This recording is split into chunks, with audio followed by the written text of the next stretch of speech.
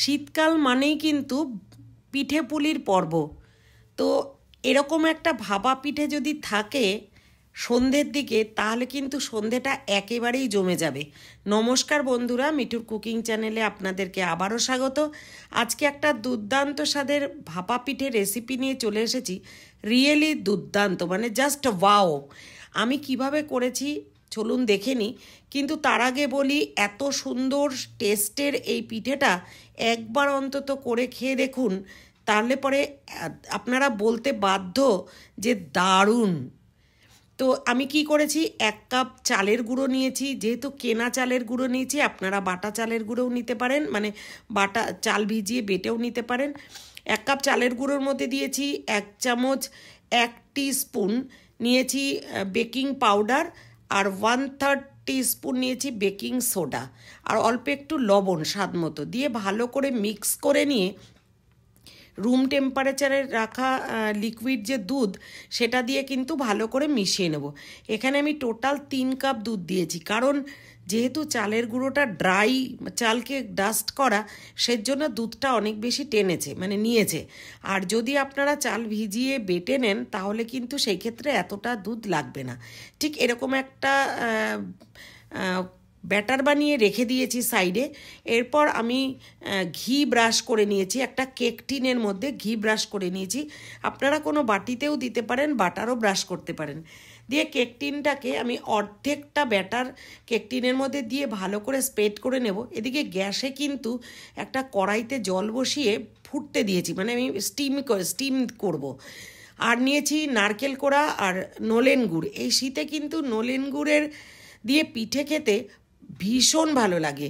নিশ্চয়ই আমার সাথে প্রত্যেকে একমত আপনারা। এরপরে আমি এই কেক টিনটাকে ভাপাতে বসিয়ে দিয়েছি। 7-8 মিনিট মতন কিন্তু ভাপিয়েছি। দেওয়ার পরে একটা কাঠি ঢুকিয়ে দেখে চেক করে নিতে হবে যে কাঁচা ভাবটা আছে কি না। যদি কাঁচা ভাবটা না থাকে, তো তখন এর উপরে নারকেল কোড়াটা খুব ভালো করে ছড়িয়ে দিতে হবে চারিদিকে।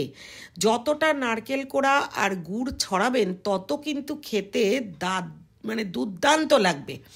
একদম সেই মজাদার একটা ভাপা পিঠে রেসিপি একবার অন্তত করে খেয়ে দেখুন, দারুণ লাগবে, মুখে একেবারে লেগে রয়েছে। তো এরপর ওই গুড় আর নারকেল পুরো মানে কোনায় কোনায় চারিপাশে ভালো করে ছড়িয়ে নিতে হবে, যাতে প্রত্যেকটা কামড়ে এই নারকেল আর গুড়টা কিন্তু পড়ে, তাহলে কিন্তু খেতে ভীষণ ভালো লাগবে। তো পুরো জায়গাটায়, মানে প্যানটার মধ্যে, কেক টিনটার মধ্যে পুরো জায়গায় নারকেল আর গুড় ছড়িয়ে নিয়ে বাকি ব্যাটারটা ওপর থেকে দিয়ে দিচ্ছি। দিয়ে খুব ভালো করে স্প্রেড করে নিতে হবে। আমি কিন্তু গ্যাসের থেকে এটা নামাইনি, গ্যাসটা এই সময় সিম করে রেখেছি, আর ওর উপরেই রাখা আছে। দিয়ে পুরোটাই স্প্রেড করে নিয়েছি, খুব ভালো করে ছড়িয়ে নিয়েছি। নিয়ে এর উপর দিয়ে আবারও যেটুকু বাকি নারকেল কোড়া ছিল, উপর থেকে ভালো করে ছড়িয়ে দিয়েছি। আবারও বলি, যতটা নারকেল কোড়া আর গুড় দেবেন, তত কিন্তু খেতে বেশি টেস্ট হবে। তো এই জন্য পুরো নারকেল কোড়াটা ছড়িয়ে দিয়ে তার উপর দিয়ে আবারও ওই নলেন গুড়টা বা পাটালি গুড় ছড়িয়ে দেব। আপনাদের কাছে ড্রাই গুড় থাকলেও দিতে পারেন। আমি যেহেতু খুব ভালো গুড়টা নিয়েছিলাম, সেজন্য একটু ভাঙার সাথে সাথে ওরকম একটু গলে গেছে। 2 মিনিট মতন ভালো করে নারকেলটা দেওয়ার পরে 2 মিনিট মতো ঢাকা দিয়ে ভাপিয়ে নিয়ে তার উপরে আবারও গুড় ছড়িয়ে দিয়ে আরও 5 মিনিট ভাপিয়ে নেব। নিলে পরেই কিন্তু একেবারেই এই ভাপা পিঠেটা রেডি।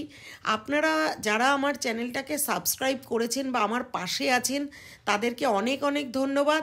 আর যারা এখনও সাবস্ক্রাইব করেননি, তারা সাবস্ক্রাইব করে আমার পাশে থাকবেন এবং বেল আইকনটা প্রেস করতে ভুলবেন না, যাতে পরবর্তী ভিডিওর নোটিফিকেশানটা আপনাদের কাছে আসে এবং আপনারা দেখে জানাতে পারেন যে কেমন লাগলো আপনাদের।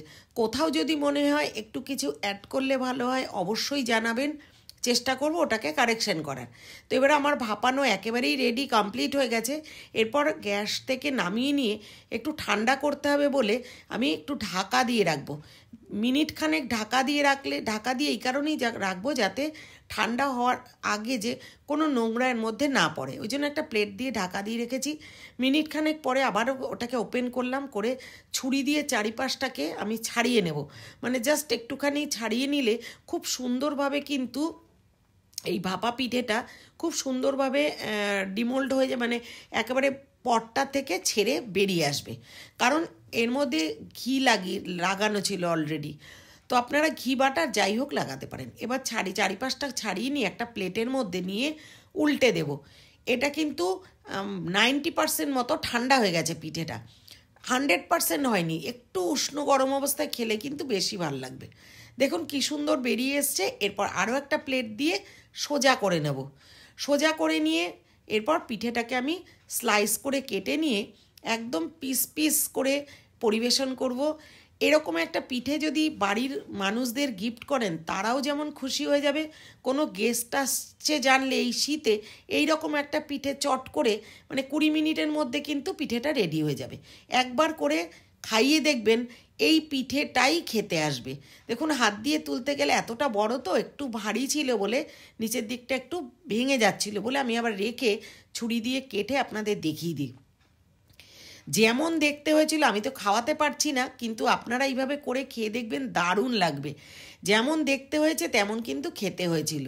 তো পুরো ভিডিওটা দেখার জন্য অনেক অনেক ধন্যবাদ, আর আমার সাথে থাকার জন্যও আপনাদেরকে ধন্যবাদ। আর এই পিঠেটা যারা যারা রান্না করবেন ঠিক এই প্রসিডিওরে, তারা কিন্তু একবার জানাতে ভুলবেন না। Thanks for watching.